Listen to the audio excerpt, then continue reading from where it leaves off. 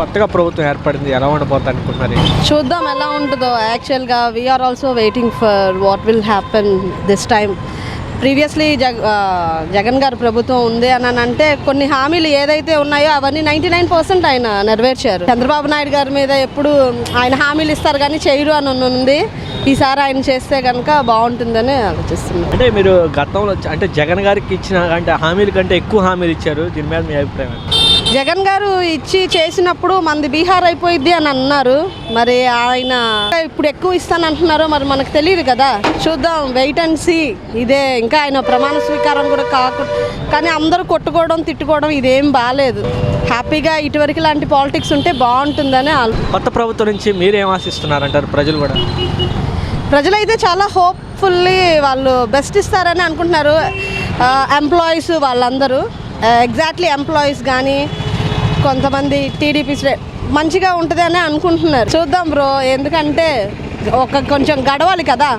We are all hoping for the best. Actually కొత్త ప్రభుత్వం ఏర్పడింది, ఎలా ఉండబోద్ది అనుకున్నారు? కొత్త ప్రభుత్వం ఏర్పడింది కదా, దీని మీద ప్రజలు సంతోషంగా ఉన్నారనిపిస్తుంది. చూడాలి మరి ఎలా ఉంటుంది ఏంటన్నది. ప్రస్తుతానికి ఏంటంటే ఆ పరిపాలనకి ఈ పరిపాలనకి అది వేరియేషన్ అనేది ఇప్పుడు తెలుస్తుంది. ఇప్పుడు ఒకప్పుడు చంద్రబాబు నాయుడు పరిపాలనకి జగన్ పరిపాలనకి ఎలా ఉందన్నది ఇప్పుడు మళ్ళీ జగన్ పరిపాలనకి చంద్రబాబు పరిపాలనకి వేరియేషన్ అనేది బాగా అర్థమవుతుంది జనాలకి. కొత్త ప్రభుత్వం నుంచి ప్రజలు ఏం కోరుకుంటున్నారు? కొత్త ప్రభుత్వం నుంచి ఏం కోరుకుంటున్నారంటే ముందు సంక్షేమ పథకాల నుంచి మీద డిపెండ్ కాకుండా ఉద్యోగ భద్రత, ప్రజలు స్టూడెంట్స్కి అందరికీ ఉద్యోగాలు వచ్చేటట్టు చూడడం, తర్వాత ఈ ఆరోగ్యశ్రీ అన్నీ బాగా ప్రజలకు వర్తించి ముందు వాక్ స్వాతంత్రం వచ్చిందనేది బాగా సంతోషపడుతున్నారు. మాట్లాడే హక్కు ఇది బాగా ప్రజలకి కలిగింది అనేది ఇప్పుడు ఊపిరి ఒక నిత్యమించి బరువు తగ్గి ఊపిరి పీల్చుకున్నట్టుగా ఉంది. జగన్ ఓటమి కారణం? జగన్ ఓటమి కారణం అనేసి అంటే అతను ఒక నియంత పరిపాలన, అది మెయిన్. జగన్మోహన్ వ్యక్తిగతంగా మంచి పరిపాలన అందిద్దాం అనుకున్నాడు, కానీ ఒక నియంత పరిపాలన నేను చేసిందే అవ్వాలి. ఇప్పుడు మూడు రాజధానులు లేవు, ఏం ఉపయోగం లేదు. ఇక్కడ ఉన్నది ఇతను చేస్తుంటే ఇవాళ ఇతను ఇంకో 30 సంవత్సరాలు ఇతర పరిపాలన ఉండేవాడు, సీఎంగా ఉండేవాడు. కానీ ఒక నియంత పరిపాలన చేయడం వల్ల అతను ఇవాళ లాస్ అయిపోయాడు. సార్ ఇప్పుడు ఎలా ఉండబోద్ది అంటారు? మంత్రివర్గంలో ఎలాంటి ఎవరెవరు ఎన్నుకునే అవకాశం ఉన్నాయి అంటారు? మంత్రివర్గం అంటే ఇక అతనికి చంద్రబాబు నాయుడు దాన్ని మనం క్యాలిక్యులేట్ చేయలేమండి. కాకపోతే అతను మంత్రివర్గం ఇస్తాను మంచిదే చేస్తాడు. మంచి మంచి సీనియర్స్ ఉన్నారు పార్టీలో, చేస్తాడు కాదనట్లేదు. మంచి వాళ్ళకి అవకాశం ఇస్తాడు, పరిపాలన కూడా బాగుంటుంది. డిప్యూటీ సీఎం అనే పేరు పవన్ కళ్యాణ్ పేరు ఇవ్వచ్చండి, ఇవ్వలో తప్పులేదు. ఇప్పుడు అతను చంద్రబాబు నాయుడు అన్నారు సీఎం అవకాశం ఉంటే సీఎం పోస్టింగ్ ఇస్తాను, సీఎం కానీ అతన్నే నిలబెడతానని. డిప్యూటీ సీఎం ఇవ్వడంలో ఇదేం లేదు. డిప్యూటీ సీఎం ఇవ్వచ్చు, డిప్యూటీతో పాటు హోంశాఖ ఇంకేదైనా ఇవ్వచ్చు. అతను ఇవాళ 100% ఓట్లతో గెలిచిన వ్యక్తి. అతను 100% స్ట్రైక్ రేట్తో గెలిచిన వ్యక్తి. అతనికి 100% డిప్యూటీ సీఎం ఇవ్వచ్చే అవకాశాలు ఎక్కువ శాతం ఉన్నాయి. ఇవాళ కూడా ఇస్తే మంచిది కూడా. ఇవాళ స్టూడెంట్స్ ఓట్లు ఎక్కువ పడడం కారణం కూడా పవన్ కళ్యాణ్ యాడ్ అవ్వడం వల్ల చంద్రబాబు నాయుడు ఇంకా ఎక్కువ శాతంతో గెలిచాడు. వీళ్ళు గెలిస్తే 120-110 స్థానాలతో గెలిస్తే గెలవచ్చు. కానీ టీడీపీ ఎన్డీఏ కూటమిలో పవన్ పాత్ర ముఖ్యంగా ఉంది. అతని పాత్ర వల్ల ఇవాళ గెలిచారు. కొత్తగా ప్రభుత్వం ఏర్పడింది, ఎలా అనుకుంటున్నారు? ఏమనుకుంటారు ఇంకా వాళ్ళు రాలేదుగా. ప్రమాణ సేకరణ అయితే అప్పుడు తెలుస్తుంది ఏమవుతుంది అనేది. ఇప్పుడు తెలియదు కదా. వాళ్ళు ప్రమాణ సేకరణ చేసి బయటకు వస్తే అప్పుడు ఏం జరుగుతుందని తెలుస్తుంది. కొత్త ప్రభుత్వం నుంచి ఏం ఆశిస్తున్నారు ప్రజలు? ఏం ఆశిస్తలేదు. వీళ్ళకి మమ్మల్ని వ్యాపారాలు చేసుకుని చాలు, రోడ్డు మీద బళ్ళు పెట్టి వ్యాపారాలు చేసుకుని చాలు, ఇంకేం అక్కర్లే. ఈ పోలీసులు వచ్చి అడుదోయు ఈడుదోయు బళ్ళు తీసేయండి అని అనకంటుంటే మాకు వీళ్ళకి అమ్ముకొని ఇస్తే చాలు, ఇంకేం అక్కర్లా. గతంలో ఇచ్చిన హామీలు కంటే ఎక్కువ ఇచ్చారు కదా చంద్రబాబు నాయుడు, ఎలా ఉంటుంటారు? అవన్నీ మరి ఇస్తే మంచిదే. గతంలో హామీ కంట ఎక్కువ ఇచ్చారు కంటే అవన్నీ జరిగిస్తే మంచిదే. మరి గతంలో ప్రభుత్వం అయితే అసలు బళ్ళు అటు ఇటు వెళ్ళిపోండి తీయండి అని మమ్మల్ని ఎంతవరకు ఎవరు ఏమనలా. మరి ఇప్పుడు వీళ్ళు వస్తే మరి ఏది జరుగుతుందో తెలీదు. మమ్మల్ని వీళ్ళకి మాత్రం అమ్ముకొని ఇస్తే రోడ్ల మీద చాలు, అదే మాకు అదే చాలు. ఏ పథకాలు ఇవ్వకపోయినా ఏమివ్వకపోయినా చాలు, కానీ వీళ్ళకి అమ్ముకొని ఇస్తే చాలు. కొత్తగా కూటమి ప్రభుత్వం ఏర్పడింది, ఎలా ఉండబోతుంది? కొత్తగా ప్రభుత్వం ఏర్పడింది కదంటవా, బాగానే ఉండేది. చంద్రబాబు నాయుడు గారి పరిపాలన బాగానే ఉండేది. కానీ కొంచెం జాగ్రత్తగా ఆలోచించేసి ముందు చూపు, ముందు తరాలకి అన్ని వయసుల వారికి అనుకూలంగా ఉండేట్టుగా చేస్తే పరిపాలన దేవుడు ఆశీర్వదిస్తాడు. పరిపాలన బాగుంటే అందరూ బాగుంటారు, మీరు బాగుంటారు, గవర్నమెంట్ బాగుంటుంది, చంద్రబాబు నాయుడు గారు బాగుంటారు, ప్రజలందరూ కూడా బాగానే ఉంటారు. కొత్త ప్రభుత్వం నుంచి ఏం ఆశిస్తున్నారు జనాలు? కొత్త ప్రభుత్వం నుంచి ఎన్నో ఆశలు పెట్టుకున్నారు ప్రజలు.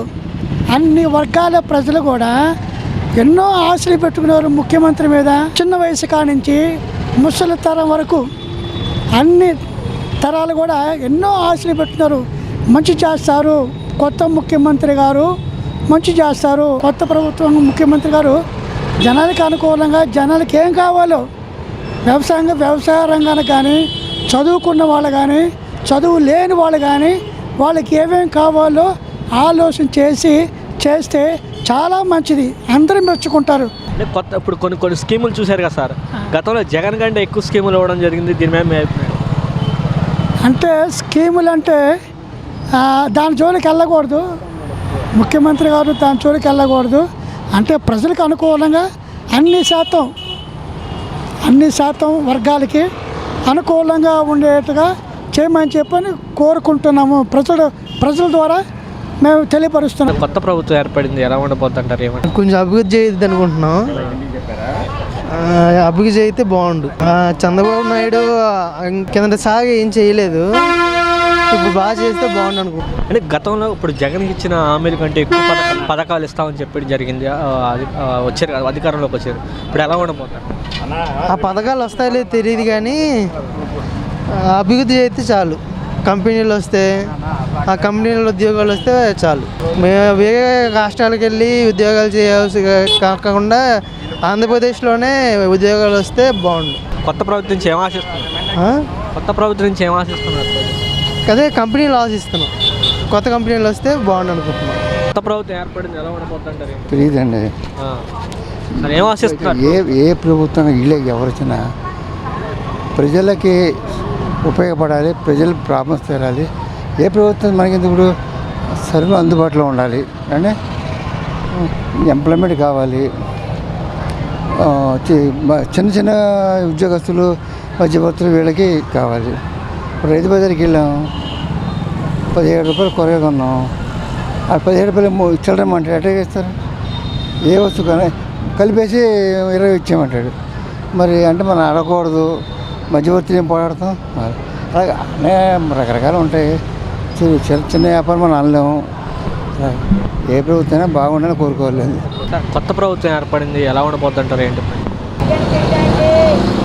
మనం ఏం చెప్పలేము, రావాలి చేయాలిగా, చేస్తే కానీ తెలిసి. కొత్త ప్రభుత్వం నుంచి ఏం ఆశిస్తున్నారు ప్రజలు?